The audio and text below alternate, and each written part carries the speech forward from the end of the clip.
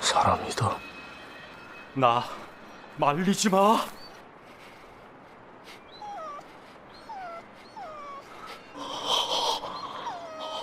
아저씨, 아무리 짐승만도 못한 놈이라도요, 살 권리 있는 거 아닌가?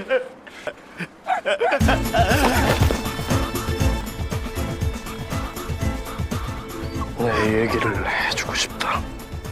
조금 이따 죽어라. 뭐요? 예. 그럼요. 내 얘기를 해보겠다. 왜 죽으려고 그러느냐면요, 아저씨! 근데 내 안경을 좀 비추.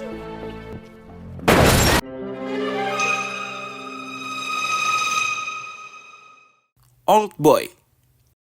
Film diawali dengan seorang bapak-bapak mabok yang diamankan polisi karena terlibat perkelahian. Dia bernama Oh Desu. Maboknya tipe mabok yang ngeselin. Di sela-sela keresehannya itu, dia cerita kalau hari ini ulang tahun anaknya. Dia bahkan udah nyiapin kado sayap-sayapan malaikat buat anaknya. Lalu balik rese lagi. Tapi untung temannya, Juhwan, datang sebagai penjamin. Sebelum pulang, takut anak istrinya khawatir, dia nelpon dulu di wartel. Sebagai teman yang baik, Juhwan juga dekat sama keluarga Desu. Tapi saat pingin mengembalikan telepon itu ke Desu, dia hilang, meninggalkan kado ultah anaknya. Hari-hari berlalu, Desu sudah ditahan di ruang sepetak tanpa alasan yang jelas selama 2 bulan.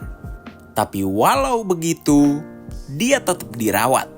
Sesekali akan ada gas yang membuatnya tidur, lalu rambut, kumis, jenggotnya dirapiin, digantiin baju, nggak lupa ruangannya juga dibersihin.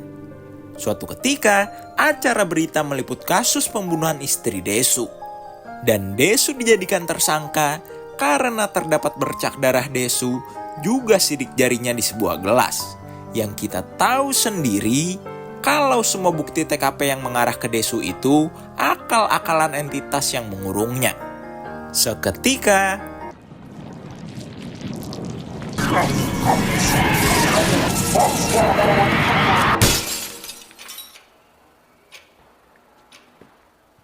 Tiga tahun berlalu, Desu berkali-kali mencoba bundir, tapi selalu gagal. Dia pun mulai menulis jurnal, menulis orang-orang yang pernah dia sakiti, juga dosa-dosanya selama hidup. Dia pun berjanji akan balas dendam pada orang yang mengurungnya. Sampai suatu ketika, nggak sengaja, di jatah makannya ada 1 sumpit lebih. Desu pun kegirangan. Mulai hari itu, dia mengorek tembok ruangan setiap hari. Seminggu, sebulan, setahun, waktu berlalu. Banyak hal-hal penting di dunia yang ia lewati. Sampai di tahun ke-14, akhirnya dia berhasil melubangi 1 bata di tembok itu. Dia pun yakin sebentar lagi dia akan keluar dari sana. Tapi ternyata di malam yang sama saat dia dibius, ada seorang hipnoterapis yang menghipnotisnya, dan saat bangun, dia udah berada di atas gedung terbengkalai. Sia-sia dong 14 tahun ngorekin tembok. Di sana ada seorang pria yang pingin bundir dengan anjingnya. Tapi untung Desu tahan karena Desu kepingin curhat. Tapi saat si pria beranjing ini mau gantian cerita masalahnya, Desu langsung pergi. Emang kampret. Setelah dia keluar dari gedung, pria itu akhirnya jadi bundir karena nggak punya teman cerita. Desu jadi luntang-lantung, nggak tahu harus kemana. Karena rumahnya udah nggak ada, juga nggak bisa telepon teman atau keluarga karena dia pun dicap sebagai buron.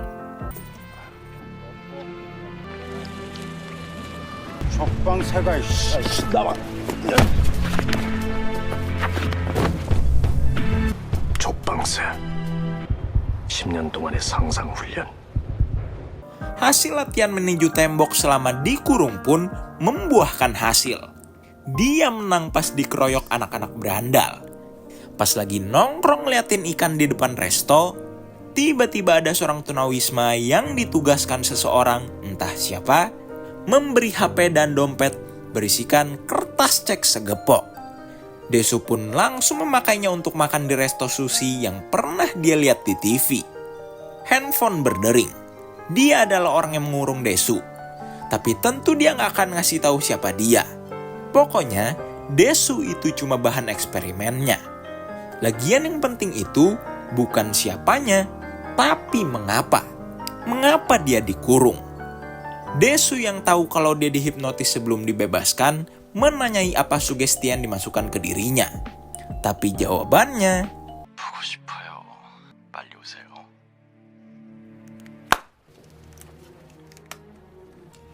자, 나왔습니다.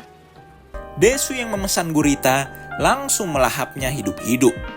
Tapi sesaat wanita ini memegang tangan Desu tanpa alasan yang jelas, dia langsung tumbang. Saat bangun, si wanita sedang membaca jurnal penjara Desu. Desu dibawa ke rumahnya karena pingsan akibat demam. Tapi tainya, karena hasrat kepingin ngebrai yang tertahan selama 15 tahun, dia malah berniat memperkeos wanita ini. Untungnya dia langsung sadar pas digetok. Saat Desu siap pengen pergi, wanita ini berkata, iya, dia suka sama Desu, makanya dia dibawa kemari. Tapi kalau buat nganu, dia belum siap. Toh mereka pun belum tahu nama masing-masing. Dia Mido. Dia berjanji akan memberi tanda kalau dia udah siap, yaitu dia bakal nyanyi sebuah lagu. Karena melihat jurnal Desu, Mido memberitahu fakta menarik kalau ternyata semut-semut yang mengerumuni Desu itu cuma khayalan seorang yang kesepian. Dirinya juga pernah melihat khayalan semut pas dia lagi down-downnya. Hari itu, Mido membantu Desu menanyai kerabatnya tentang anaknya. Katanya, dia sempat nelpon 5 atau 6 tahun lalu dari luar negeri, menanyakan ayahnya. Sejak keluarganya hancur, dia diadopsi oleh suami istri berprofesi sebagai dokter. Mido dibagi alamat anak Desu yang ternyata sekarang ada di Swedia, juga tempat di mana istrinya dimakamkan. Melihat kenyataan bahwa dia nggak bisa ketemu anaknya, Desu pun nangis. Sekarang yang mereka lakukan adalah mencari resto mandu yang sering disajikan di dalam kurungan. Satu-satunya petunjuk adalah sobekan brosur yang nggak sengaja masuk ke piringnya dulu, bertuliskan naga biru. Saking seringnya disajikan, dia sampai hafal mati sama rasanya. Tapi sudah kesana kemari mengunjungi resto bernama Naga Biru, nggak ada sama sekali rasa yang sama kayak mandu yang sering dia makan di kurungan. Di tengah kebuntuan, Mido sedang chattingan sama teman online-nya. Tapi entah gimana, orang itu ternyata kenal Desu. Desu jadi curiga dengan Mido. Akhirnya dia pergi mencari resto itu sendirian. Dan ketemu. Dia pun ngikutin layanan pesan antar resto itu ke sana kemari sampai akhirnya tiba di tempat di mana dulu dia dikurung. 주방에 얘기해라. 군만두에 부추 좀 웬만큼 나오라고. 네. 넣고 가. 예.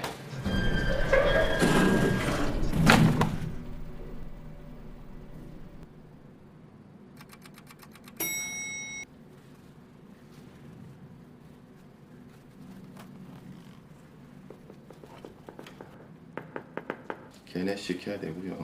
6개월 넘으면 데려오는 비용은 저희가 서비스로다가.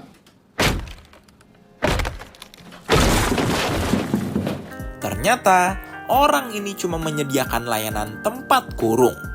Jadi bukan dia otak dari pengurungan Desu. Tapi tetap aja, karena dia terlibat, Desu pun bakal menyiksa dia buat jujur. Siapa yang nyuruh dia ngurung Desu? Aduh. By the way, kita sebut aja dia Park. Walau udah diompongin, tapi Park sejujur-jujurnya emang gak tahu siapa yang nyuruh. Ngelihat ada tape berlabel namanya, Desu mengambilnya, lalu pergi dari sana. Tapi tentu tidak semudah itu. 비 많이 흘렸다.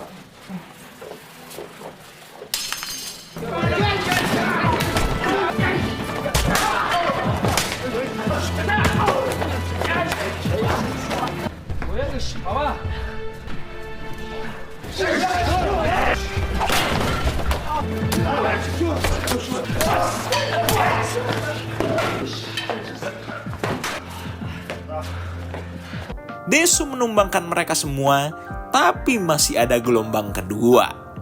Dan tetap menang dong.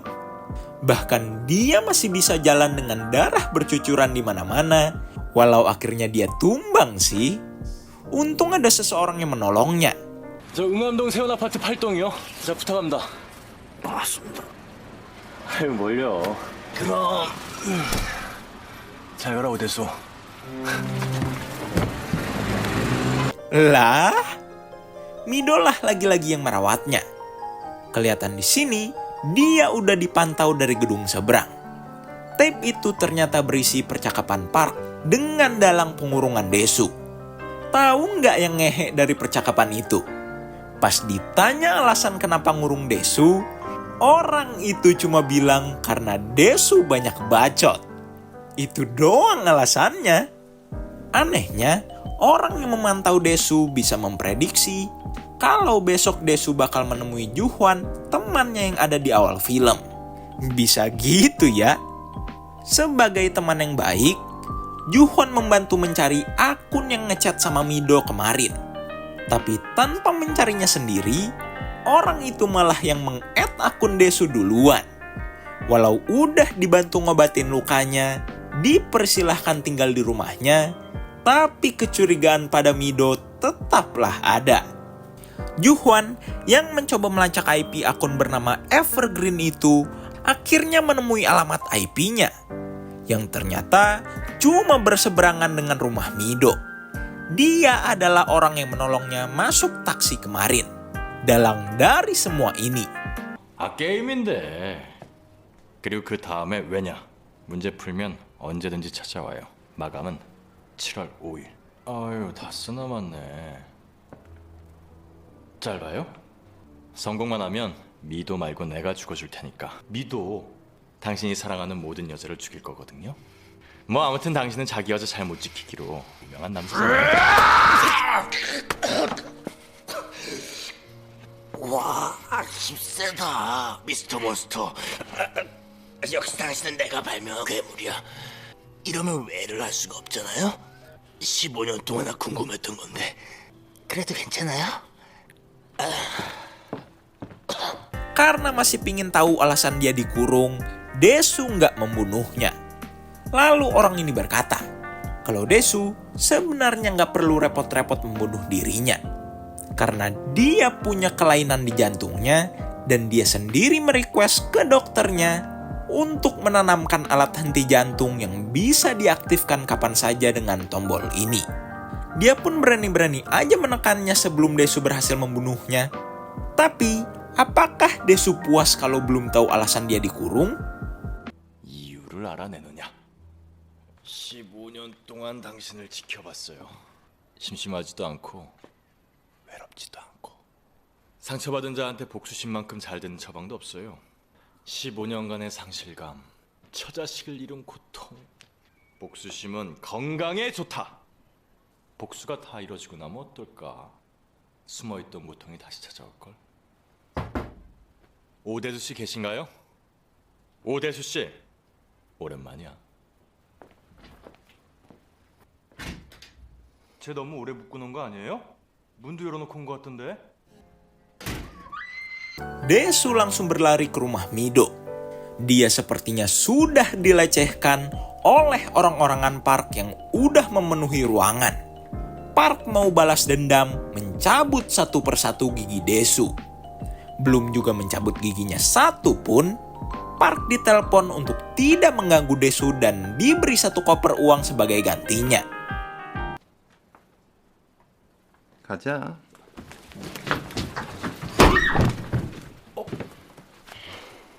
진짜 가자. 싸우자. 악발이다. 내 손목 잘라야겠어. 미도 유방만전. 감기가 싹 가시는 거야. Anjing, udah dikenyot berarti. Abang-abang ini kelihatannya emang bener-bener kaya sih. Di sisi lain, takut Mido betulan dibunuh, mereka pergi dari sana. Di tengah menangis ketakutan, Mido tiba-tiba bernyanyi mengisyaratkan kalau dirinya udah siap untuk Di sini kita tahu kalau Desu sudah disadap dan di-track keberadaannya oleh abang ini. 오늘은 이만 주무시죠. 미도는 진짜로 오대수를 사랑하게 된 걸까요? 벌써?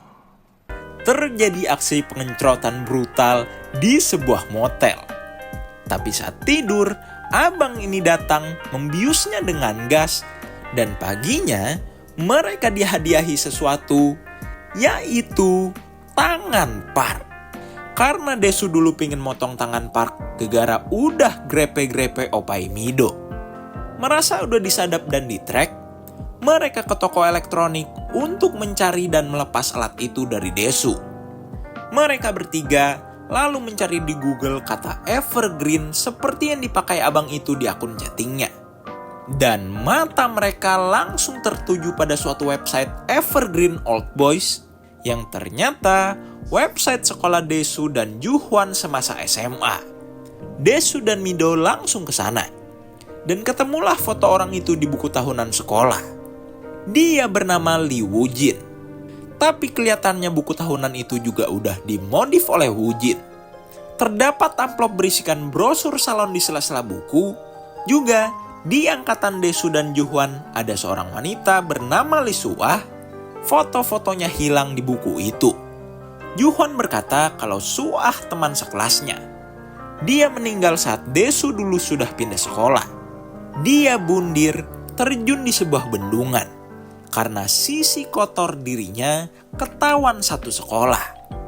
Di tengah ngegibahin Suah, ternyata Woojin ada di sana. Seperti panas mendengar itu, dia membelah sebuah kaset dan 야, 내가 하도 오래되고 기억을 잘 안 나는데.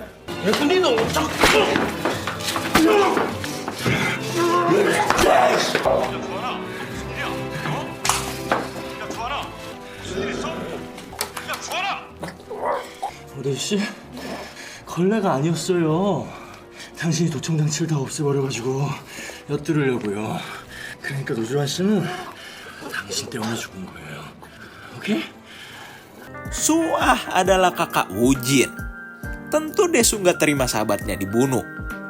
Dia ke dokter gigi tempat Park pasang gigi besinya untuk menanyakan markas Park yang baru. Ternyata alasannya ke sana adalah pingin menitip Mido di sana. Agak tolol sih, tapi mungkin dia merasa di tempat Park lah yang paling aman. Entahlah. Desu langsung ke salon yang sesuai dengan brosur yang dia temui di buku tahunan. Yang ternyata salon itu milik teman Suah. Temannya beranggapan kalau Suah bunuh diri bukan cuma karena gosip, melainkan karena dia hamil. Tapi dia nggak lacur kayak gosip-gosip yang beredar. Cuma satu lelaki yang membuatnya hamil. Tapi entah siapa lelaki itu. Dia pun menanyai temannya tentang hal ini. Dan terungkaplah fakta, Juhwan lah orang yang menyebar rumor kalau Suah seorang lacur yang sering dicelap-celup banyak lelaki. Seketika Desu ingat suatu momen di hari terakhir dia bersekolah di sana sebelum pindah. Dia sempat ngobrol sama Suah. Dia minta Desu ngejokes, tapi di tengah setup jokesnya, tiba-tiba Suah pergi seperti terburu-buru. Desu lalu ke kelasnya untuk menuliskan salam perpisahannya di papan tulis. Melihat seorang siswa terburu-buru juga layaknya Suah, Desu penasaran dan mengikutinya. Dan tertujulah siswa itu ke lab IPA. Ternyata dia menemui Suah. Siswa itu mulai memotret-motret Suah. Dan tiba-tiba, suasana makin intens. Dia mulai membuka CD Suah. Walau seperti ada penolakan, siswa itu tetap melanjutkan aksinya dan berhasil mengenyot. Gak disangka, Suah kelihatannya juga suka dengan itu. Tapi Desu kepergok ngintip. Sebelum pergi, dia menceritakannya ke Juhwan dan mewanti-wantinya jangan kasih tahu siapa-siapa. Tapi kenyataannya, Juhwan malah bocor, bahkan malah melebih-lebihkan ceritanya. Dan berakhirlah Desu dikurung selama 15 tahun. Dan tanggal 5 Juli yang disebut-sebut sebagai hari eksekusi Mido kalau Desu belum juga tahu alasannya dikurung, adalah tanggal di mana Suah bundir. Mido sempat ngajak Desu untuk mengurungkan niat balas dendamnya dan pergi sejauh-jauhnya sampai Wujin gak bisa nemuin mereka lagi. Tapi dendam harus tetap berbalas. Dia pun mendatangi markas Wujin sesuai analisanya pada ayat Alkitab yang selalu dikutip Wujin untuk Desu. Tapi sayangnya, penthouse gedung itu punya kode rahasia. Selagi mencoba-coba, tiba-tiba Wujin beserta tangan kanannya masuk, mengajaknya naik ke penthouse-nya secara cuma-cuma. 유진이 우리 아저씨 앞에서 무릎 꿇고 싹싹 빌게 해주세요. 난 누나와 잤다. 가서 얘기하시죠. Lah, jadi incest kah? Sesampainya di sana, sebelum Desu makin membabi buta, Desu disuruh chill sejenak dan bincang-bincang. Wujin memulai omong kosongnya itu, mulai playing victim. Dia berkata, gosip yang beredar sudah merumorkan kalau Suah hamil. Karena terlalu melebar, itu mengakibatkan kakaknya yakin kalau dirinya hamil. Mensnya mulai berhenti dan perutnya mulai membengkak. Lah, itu mah namanya beneran hamil anjing. Punya cabang bayi yang menyandang status anak sekaligus keponakan, Suah malu kalau itu ketahuan orang lain. Jadi, karena mulut Desulah kakaknya meninggal, bukan karena titit adiknya. Tapi Desu beranggapan lain, kalau sebenarnya Suah nggak bundir, melainkan Wujinlah yang membunuhnya karena takut ketahuan menghamili kakaknya. Karena di sana ada foto Suah di bendungan di tanggal yang katanya dia bundir. Siapa lagi yang memfoto kalau bukan Wujin? Tapi seketika Wujin mengganti topik. Dia mulai menguak fakta mencengangkan. Kalau ternyata Desu dan Mido sama-sama dihipnotis dan diberi beberapa sugesti. Sugesti pertamanya adalah tempat yang harus dikunjungi Desu setelah keluar dari kurungan adalah resto sushi tempat Mido bekerja. Sesaat telepon berbunyi, Desu disugesti untuk mengatakan, 누구냐 너? 옷은 마음에 들어요? lalu Mido disugestikan akan langsung bereaksi memegang tangan Desu saat mendengar itu. Saat sentuhan terjadi, Desu akan pingsan. Wujin lalu berkata, kalau Desu sebenarnya salah, malah lebih bertanya-tanya kenapa dia dikurung. Harusnya dia bisa lebih bertanya-tanya kenapa dia dibebaskan. Dan jawabannya ada di kotak kado ungu itu. Di sisi lain Mido juga dikirim hadiah di tempat kurungannya. Dan masing-masing isinya adalah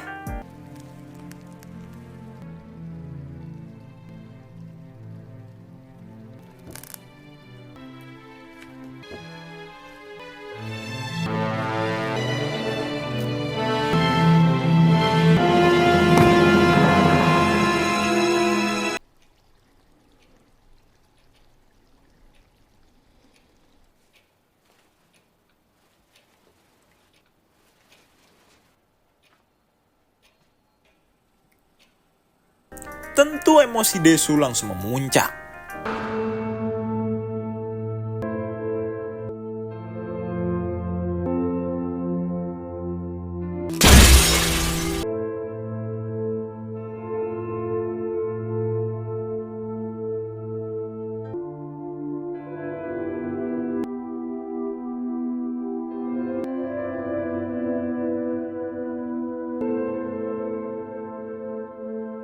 실장님.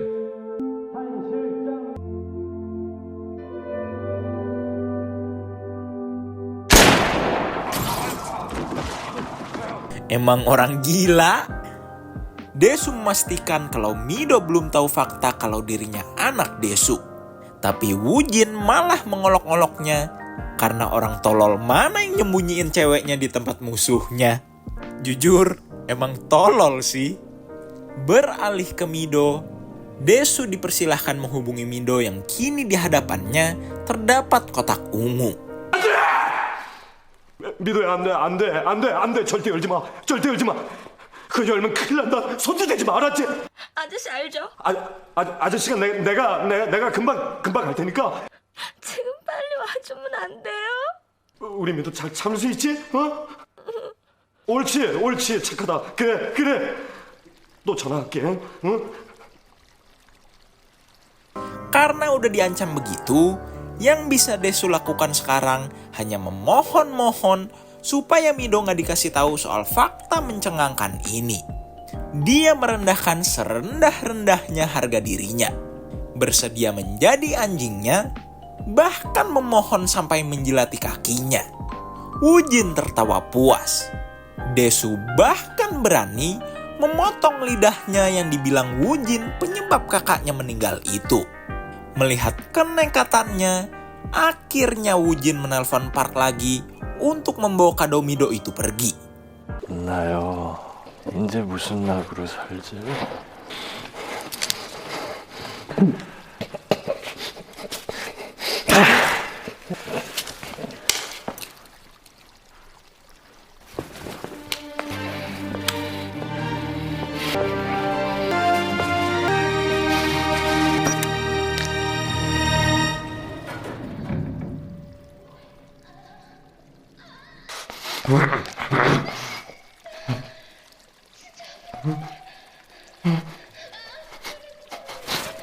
Ternyata bohong. Remote itu bukan terhubung dengan alat henti jantung Woo-jin, melainkan tape berisi rekaman desahan Mido saat bercocok tanam dengan bapaknya sendiri, aka Desu. Sinting. Setelah puas membuat bapak dan anak itu jatuh cinta dan melakukan hubungan incest, dia pun 우진아, 그동안 무서웠지? 그러니까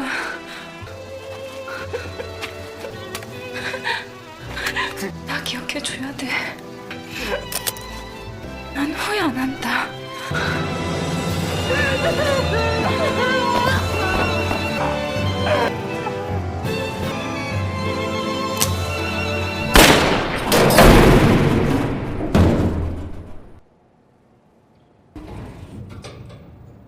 hari-hari berlalu. Desu mengasingkan dirinya. Sampai suatu ketika, dia meminta bantuan si hipnoterapis untuk mengirim surat pada Mido. Walau sebenarnya nggak ada alasan buat nolong Desu, tapi si hipnoterapis terenyuh sama kalimat, "Meskipun aku tidak lebih baik dari binatang, bukankah aku masih punya hak untuk hidup?"